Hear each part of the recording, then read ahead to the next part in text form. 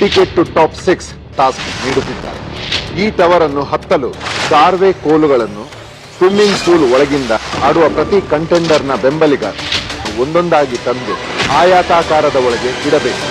Contender ಒಂದಾದ ನಂತರ ಒಂದರಂತೆ ನಿರ್ಮಿಸುತ್ತಾ ಟವರ್ ಅನ್ನು ಏರಿ ಶಿಖರದಲ್ಲಿ ನಿಂತು ಜೈ ಬಿಗ್ ಬಾಸ್ ಎಂದು ಘೋಷಣೆ ಕೂಗಬೇಕು.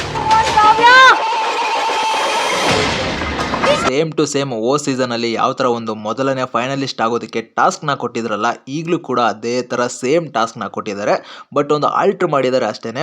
ಸೀಸನ್ ಅಲ್ಲಿ ನೆಟ್ ನ ಹತ್ತಿ ಹೋಗಿ ಬೌಟ ಆರಿಸಿ ಜೈ ಬಿಗ್ ಬಾಸ್ ಅಂತ ಕೂಗಬೇಕಾಗಿತ್ತು. ಬಟ್ ಈ ಸೀಸನ್ ಅಲ್ಲಿ ಟವರ್ ಹತ್ತಿ ಜೈ ಬಿಗ್ ಬಾಸ್ ಅಂತ ಕೂಗಬೇಕು ಬೌಟನ ಆರಿಸಿ. ಸೊ ಅಷ್ಟೇ ಡಿಫ್ರೆನ್ಸ್ ಇರೋದು, ಬೇರೆ ಏನು ಡಿಫ್ರೆನ್ಸ್ ಇಲ್ಲ. ಸೀಸನ್ ಅಲ್ಲಿ ಈ ಒಂದು ಟಾಸ್ಕ್ ಅಲ್ಲಿ ನಮ್ಮ ಹನುಮಂತ್ ಅಣ್ಣವರು ಸಖತ್ತಾಗಿ ಬೇಗನೆ ಹತ್ತಿ ಹೋಗಿ ಒಂದು ಬೌಟ ಆರಿಸಿ ಜೈ ಬಿಗ್ ಬಾಸ್ ಅಂತ ಕೂಗಿ ಮೊದಲನೇ ಫೈನಲಿಸ್ಟ್ ಕಂಟೆಸ್ಟೆಂಟ್ ಆಗಿದ್ರು 11th ಸೀಸನ್ ಅಲ್ಲಿ.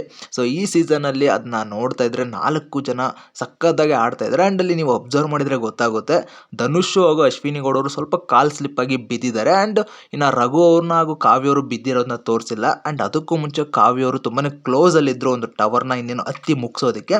ಸೊ ಇದನ್ನ ನೋಡ್ತಾ ಇದ್ರೆ ಕಾವ್ಯ ಅವ್ರು ಏನಾದ್ರು ಹತ್ತಿ ಬೌಟನ ಆರಿಸಿ ಜೈ ಬಿಗ್ ಬಾಸ್ ಅಂತ ಕೂಗಿದಾರೆ ಅಂತ ಅನಿಸ್ತಾ ಇದೆ. ಅಂಡ್ ಇನ್ನೊಂದು ಇವರಿಗೆ ಬೆಂಬಲಿಗರಾಗಿ ಅಲ್ಲಿ ರಾಶಿಕ್ ಅವರು ಆಗಿ ಗಿಲ್ಲಿ ಅವರು ಆಡ್ತಾ ಇದ್ರು. ಅಂಡ್ ಗಿಲ್ಲಿನ ಆಡಿರೋದನ್ನ ನೋಡ್ತಾ ಇದ್ರೆ ಪಕ್ಕ ಕಾವ್ಯಗೆ ಬೆಂಬಲಿಗನಾಗಿ ಆಡಿದಾನೆ ಅಂತ ಅದರಲ್ಲಿ ಡೌಟೇ ಇಲ್ಲ.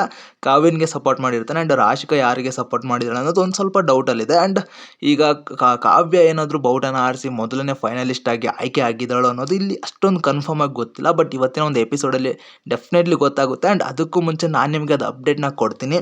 ಸೊ ಅದಕ್ಕೂ ಮುಂಚೆ ಯಾರೆಲ್ಲ ನನ್ನ ಒಂದು ಯೂಟ್ಯೂಬ್ ಚಾನಲ್ನ ಸಬ್ಸ್ಕ್ರೈಬ್ ಆಗಿಲ್ಲ, ಇವಾಗಲೇ ಸಬ್ಸ್ಕ್ರೈಬ್ ಮಾಡ್ಕೊಂಡು ಈ ವಿಡಿಯೋಗೆ ಲೈಕ್ ಮಾಡಿ. ಮತ್ತೆ ಮುಂದಿನ ಅಪ್ಡೇಟಲ್ಲಿ ಸಿಗೋಣ ಗೈಸ್, ಬಾಯ್.